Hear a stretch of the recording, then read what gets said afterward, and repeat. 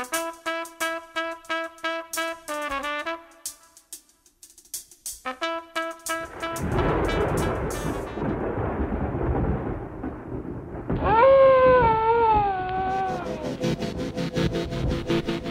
gabi, lumalabas daw ang mga bampira ng kalsada. Hindi sila sumisipsip ng dugo, pero trip nilang humigop ng krudo. Mas kilala sila sa tawag na paihigang. Hindi umiihi kung saan-saan, pero nagpapaihi sila ng krudo o gasolina. Target nila ang mga nakaparadang tanker o kahit anong truck na mabibiktima. Meron silang pinapasok na lugar.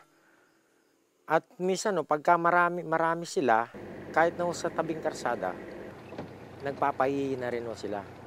Si Bong, taga-sipsip ng krudo, gamit ang post at container na ito. Madalas may usapan na raw ang driver at pahinante ng truck.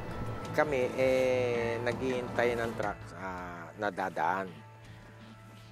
At pagka dumaan ng truck, kung siya nagbebenta ng diesel, isesend niya sa amin kung ilan container ang pakukuha sa tangke niya.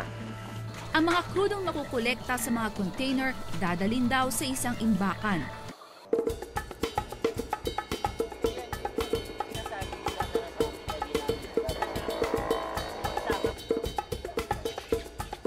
Mula rito, ide-deliver ito sa mga tinatawag naman nilang tiyangge.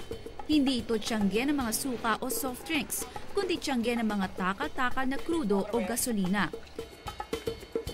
Si Kaloy, isa sa mga parokyano na mga nagbebenta ng krudong mula sa Paihi. Dati siyang jeepney driver. May silat ang driver. Pwede mag-round trip yan ng walang sakay. Pagkatapos, pagbalik niya, obligado bibili siya ng krudo. May boundaries siyang dapat na ibigay. Kami, nakaupo lang dyan. Pag may nagkarga, sigurado nakita. Ang 1 litro ng diesel na ganito ay mabibili mo lamang sa 41 pesos. Kumpara nga naman sa mga mabibili mo sa mga gasolinahan na nasa 49 pesos kada litro. Ako, aminado akong illegal to kasi unang-una walang permit. Tsaka hindi naman natin alam yung maliban natin kung ninakaw nila yan o komisyon lang din nila, di ba? Kahit naman yung mga nabibiling tinda sa palengke, hindi mo maalam kung illegal yun o kung legal din eh. Importante, binabayaran mo. Entrepreneur ang tingin ni Kaloy sa sarili. 8,800 pesos ang puhunan kada drum ng krudo. 500 to 600 pesos naman ang kita niya rito sa isang araw. Mas masarap kumarga dyan, nakikita mo yung kinakarga mo. Kesa dun sa gasolinahan, hindi mo alam, hangin lang ang lumalabas. Hindi naiiba si Kaloy sa mga kumpanya ng langis. Ang kaibahan lang, pag nanipnip ang bampira ng mga kalsada, nagiging mura ang presyo ng gasolina. Naomi Deirit po, dokumentado.